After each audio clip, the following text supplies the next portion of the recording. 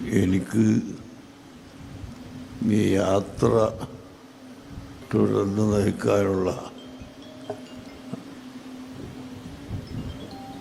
ആരോഗ്യവും സെഹത്തും കുറവാണെങ്കിലും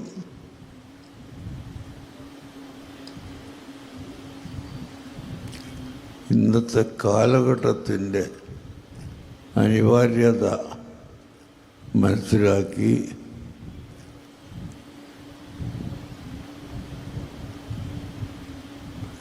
ഈ പരിപാടി ആരംഭിച്ചതാണ്.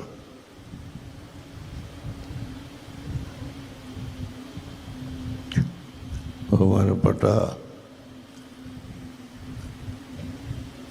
സയ്യിദ് ഇബ്രാഹിം ഖലീൽ തങ്ങൾ നിങ്ങളോട് സംസാരിച്ചു കഴിഞ്ഞു.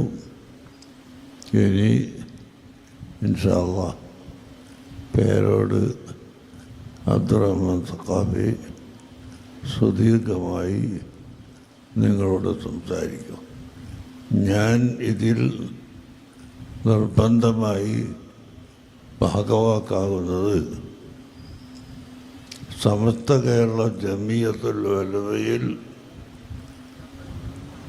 ദീർഘകാലം പ്രവർത്തിച്ച ഒരു വ്യക്തി ഞാനല്ലാതെ ഇപ്പോൾ ആരും ജീവിച്ചിരിപ്പില്ല.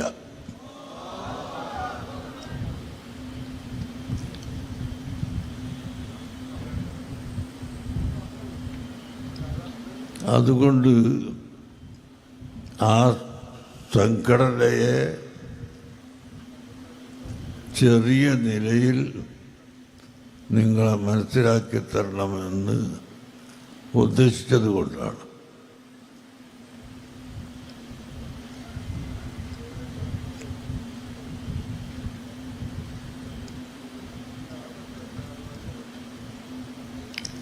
കൊടുങ്ങല്ലൂരിൽ വന്നിറങ്ങിയ മാലിക് ദീനാറും അനുയായികളും വീണ്ടും പായക്കപ്പലിൽ കയറി മംഗലാപുരം ഭാഗത്തേക്ക് യാത്ര തുടങ്ങി. അങ്ങനെ കൊയിലാണ്ടിയിൽ എത്തിയപ്പോൾ അവിടെ ഇറങ്ങി അവർ വന്ന് കയറുന്നത് ഒരു വിശാലമായ പാറക്കല്ലിൻ്റെ മുകളിലാണ്.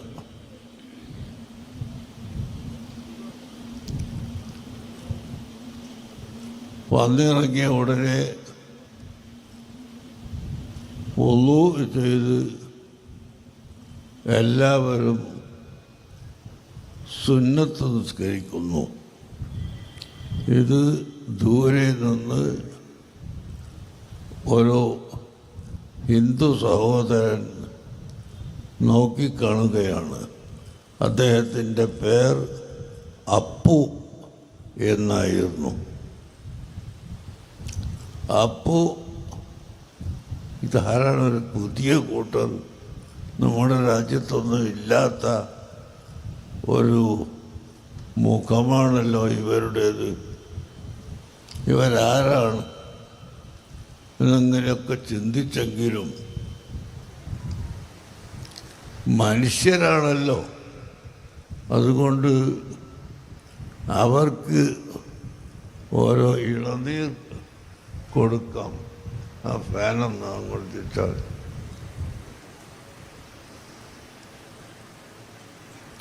എന്ന് തീരുമാനിച്ച് നല്ല ഇളനീർ പറിച്ച്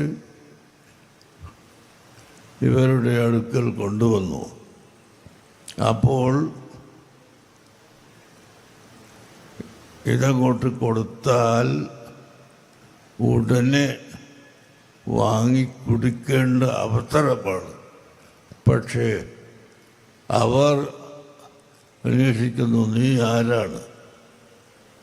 അപ്പോൾ പറഞ്ഞു, ഞാൻ ഇവിടെയുള്ള ഒരു ഹിന്ദു വർഗത്തിൽപ്പെട്ട ആളാണ്, അപ്പുവാണ്. ഈ ഇളനീർ നീ കട്ടുകൊണ്ടുവന്നതാണോ, അതല്ലെങ്കിൽ ആരുടെയെങ്കിലും വീട്ടിൽ നിന്ന് പിടിച്ചു പറിച്ച് എടുത്തതാണോ?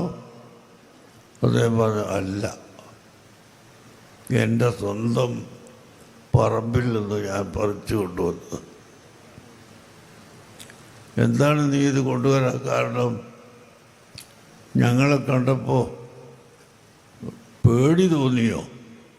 നിനക്ക് വല്ല ഭയവും വന്നോ?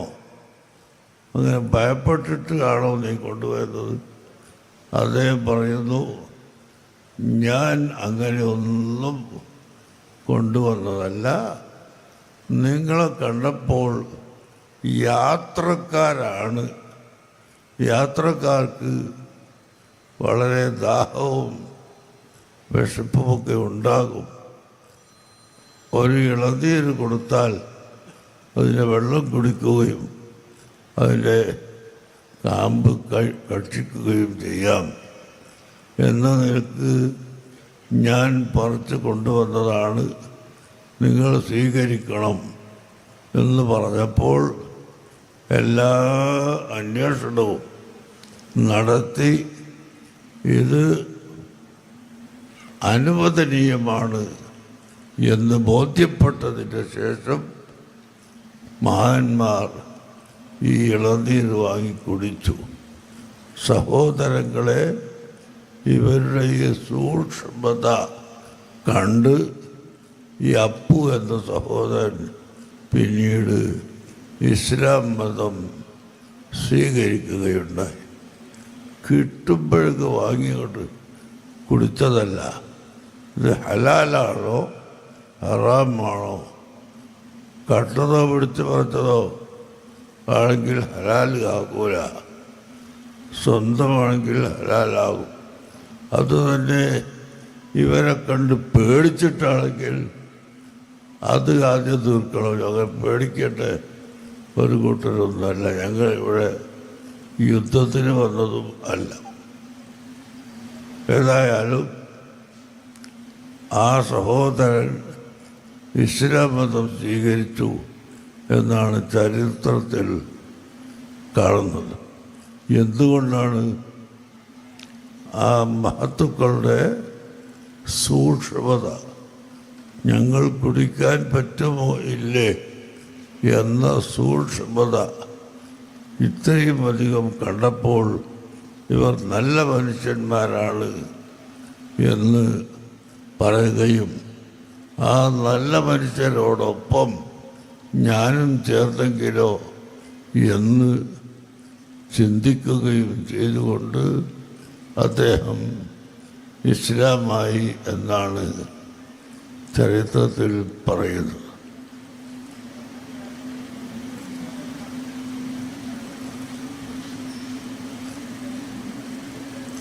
അജ്മീറിൽ ആനാസാഗർ എന്ന ഒരു വലിയ കുളം ഉണ്ട്. ആ കുളം കുഴിച്ചുണ്ടാക്കിയതല്ല. നമ്മുടെ ഇടുക്കിയിലെ ഡാം സെറ്റിൻ്റെ അടുത്തുള്ളതുപോലെ 3-4 മലകൾ, കുന്നുകൾ, അതിനിടക്ക് കല്ല് വെച്ച് കെട്ടി ഒരു കുളം പോലെ ആക്കിയെടുത്തതാണ്. മഴ പെയ്താൽ വെള്ളം പുറത്തു പോകില്ല. ഈ ആനാസാഗർ അജ്മീറിലെ എല്ലാ ജനങ്ങളും, മുസ്ലിമീങ്ങളും അല്ലാത്തവരും കുടിക്കുന്ന, കുളിക്കുന്ന, ഉപയോഗിക്കുന്ന വലിയ ഒരു കുളമാണ്, പ്രസിദ്ധപ്പെട്ടതാണ്. ഇപ്പോഴും അത് ഉണ്ട്. ഏതായാലും അങ്ങനെ ഗരീബ് നവാസ് ഖാജ മഈനുദ്ദീൻ ചിശ്തി റളിയല്ലാഹു അൻഹു അജ്മീറിൽ വന്നപ്പോൾ അദ്ദേഹത്തിൻ്റെ ചില കറാമത്തുകൾ, ആ കറാമത്ത് കണ്ടിട്ട് മുസ്ലിമായ കുറേ ആളുകളുമുണ്ട്. എന്താണ് കറാമത്ത്? വലിയ വലിയ രോഗികൾ, വെള്ളപ്പാണ്ട് രോഗം പിടിച്ച ആളുകൾ വന്ന് സങ്കടം പറയുമ്പോൾ ഒന്ന് മെല്ലെ തടകി നിനക്ക് ആ രോഗം ഇനി വേണ്ട എന്ന് പറഞ്ഞാൽ അന്ന് തന്നെ ആ രോഗം ശിവയായി പോകുന്നു. അതുപോലെ കുഷ്ഠവ്യാധിയും മറ്റ് പല മോശമായ രോഗങ്ങളും ഉള്ള ആളുകൾ വരുമ്പോൾ ഒന്ന് ശരീരത്തിലേക്ക് ഊതിക്കൊടുക്കുകയോ ഒരു പാത്രത്തിൽ വെള്ളത്തിൽ ഊതി കുടിക്കാൻ കൊടുക്കുകയോ ചെയ്താൽ കുഷ്ഠവ്യാധിയുടെ രോഗം മാറുന്നു. ഇങ്ങനെയുള്ള അത്ഭുത സംഭവങ്ങൾ കണ്ട് കുറേയൊക്കെ മുസ്ലിമീങ്ങൾ അവിടെ അജ്മീറിൽ ആ കാലഘട്ടത്തിലുണ്ടായിരുന്നു. അപ്പോഴാണ് ഒരു ദിവസം അവിടുത്തെ നാട്ടുരാജാവ് പൃഥ്വിരാജൻ എന്ന് പറയുന്ന ആൾ ഒരു ഓർഡർ ഇടുന്നു, ഒരൊറ്റ മുസ്ലിമും നമ്മൾ കുളത്തിൽ നിന്ന് ഇനിമേൽ വെള്ളമെടുക്കാൻ പാടില്ല, കുടിക്കാൻ പാടില്ല, കുളിക്കാൻ പാടില്ല.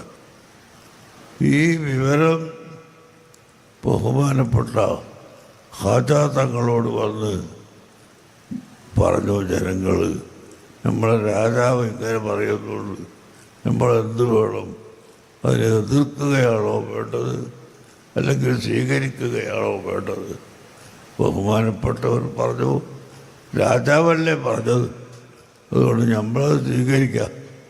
നമുക്ക് വെള്ളം അല്ലാഹു തആല വേറെ എവിടെയെങ്കിലും തരും, നമ്മൾ സ്വീകരിക്കുക.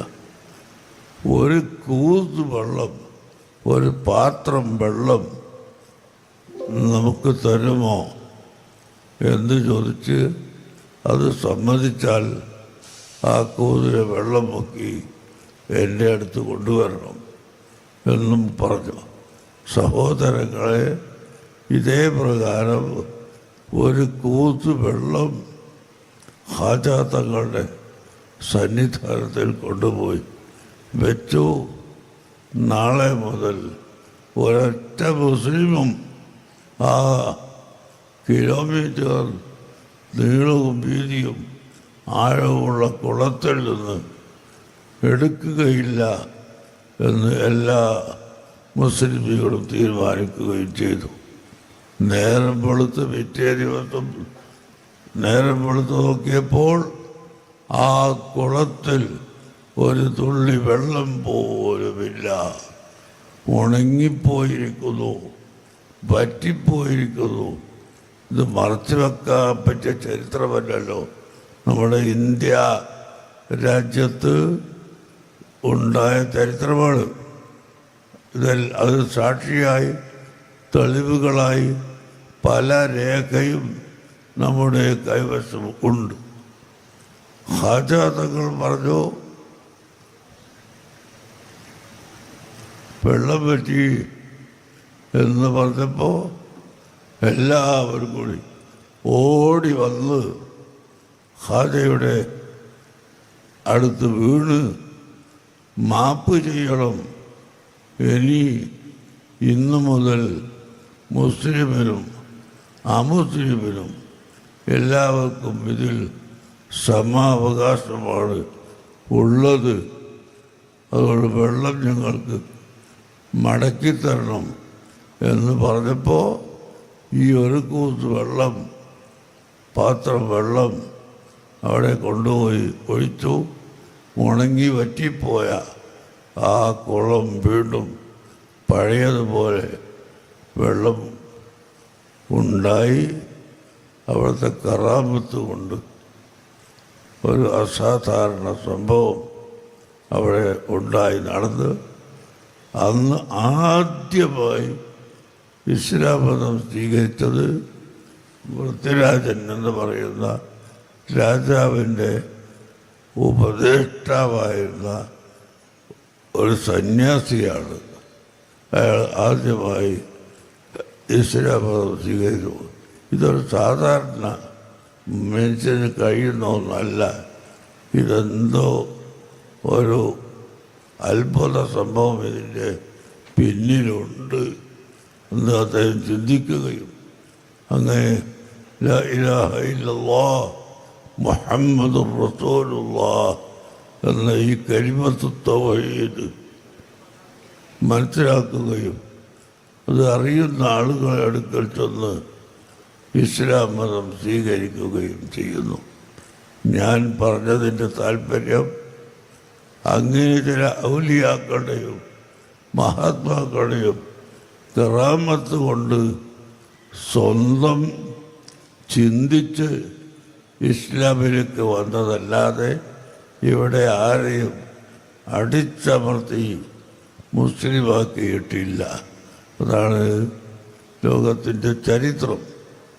അല്ലാഹു തആല നബി സല്ലല്ലാഹു അലൈഹി വസല്ലമ തങ്ങളോട് പറഞ്ഞു, ഫബിമാ റഹ്മത്തിൻ മിനല്ലാഹി ലിൻത ലഹും.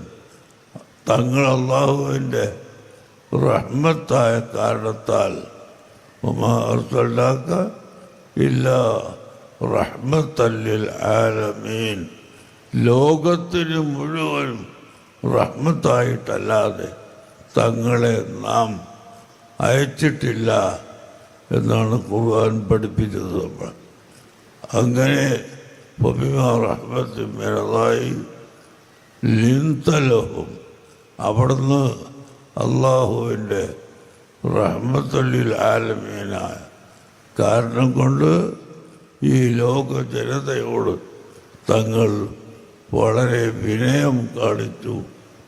വിനയത്തോടുകൂടി അവരുമായി ബന്ധപ്പെട്ടു. അതിനാൽ ധാരാളം മുസ്ലിംകൾ ഇസ്ലാമിലേക്ക് ധാരാളം ആളുകൾ വന്നിട്ട് മുസ്ലിംകളായി തീർന്നു.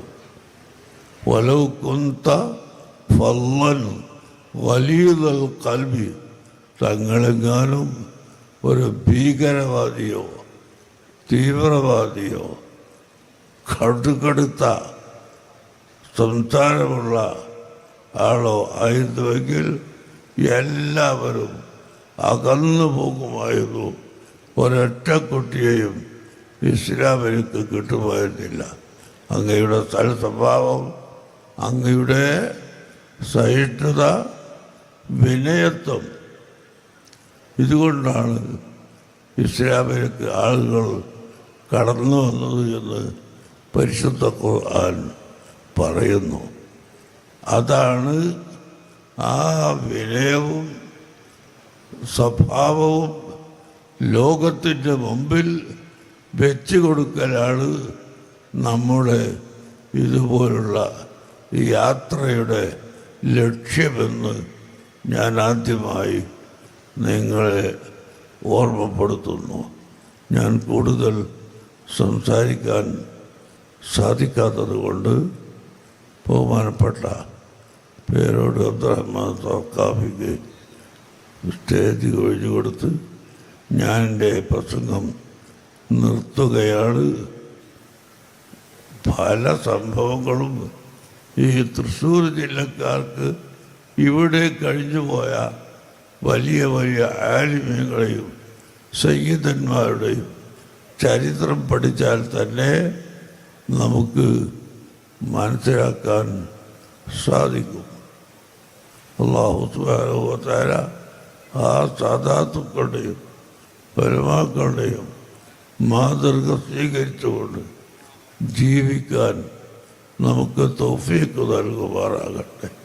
ഇവിടെ ഏത് ജാതി മതക്കാരനാണെങ്കിലും അവരുടെ മേൽ കയ്യേറ്റം ചെയ്യാതെ സൽസ്വഭാവത്തിലൂടെ ജീവിക്കുന്നതിൻ്റെ പേരിൽ അല്ലാഹു തആല ഹിദായത്ത് കൊടുത്ത ആളുകളുണ്ടെങ്കിൽ അവർ ഹിദായത്തിലേക്ക് വരും എന്നല്ലാതെ നാം അടിച്ചേൽപ്പിക്കുന്ന യാതൊരു വഴിയും ഇല്ല എന്ന് മാത്രം ഞാൻ ഒരിക്കൽ കൂടി നിങ്ങളെ ഓർമ്മപ്പെടുത്തുകയാണ്.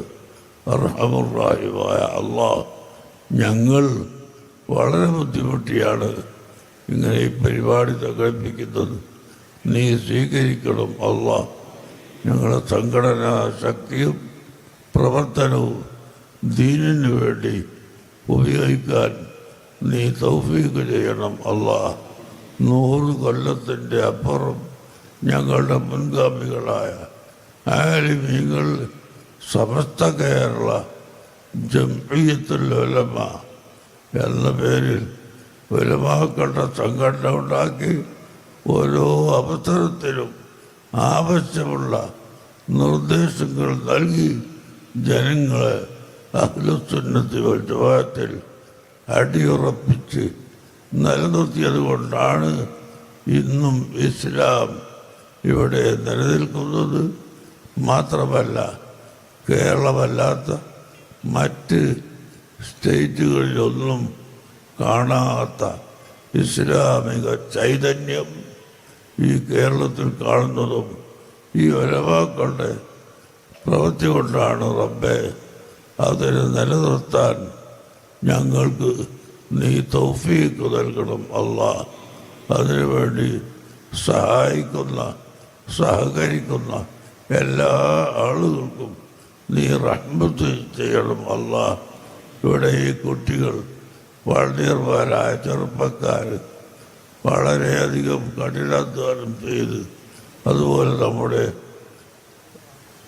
ഫസൽ തങ്ങളടക്കം എല്ലാ നേതാക്കളും പ്രവർത്തകരും കഠിനാധ്വാനം ചെയ്ത് ഈ വലിയ ഒരു സദസ്സ് സംഘടിപ്പിച്ചിട്ടുള്ളത് അവർക്ക് ആഖിറത്തിലേക്ക് ഗുണം കിട്ടുന്ന അമലാക്കണം അല്ലാഹ്. അതുപോലെ ഇത് ബസ് സ്റ്റാൻഡ് ആണ്. ബസ് സ്റ്റാൻഡിൽ അല്ലാതെ വേറെ എവിടെയും സ്ഥലമില്ല. അതുകൊണ്ട് ഈ സ്ഥലം ഈ സമ്മേളനം നടത്താൻ അനുവദിച്ചു കൊടുത്ത ഉത്തരവാദപ്പെട്ട ആളുകൾക്ക് ഞാൻ നന്ദി പറയുകയും അവർക്കും ഗുണം ചെയ്യാനുള്ള തൗഫീഖിന് വേണ്ടി പ്രാർത്ഥിക്കുകയും ചെയ്യുന്നു. ഞങ്ങളുടെ എല്ലാ ദോഷങ്ങളും പുറത്ത് ഞങ്ങൾ നീ സ്വാലിഹ്യങ്ങളിൽ പെടുത്തണേ അല്ലാഹ്.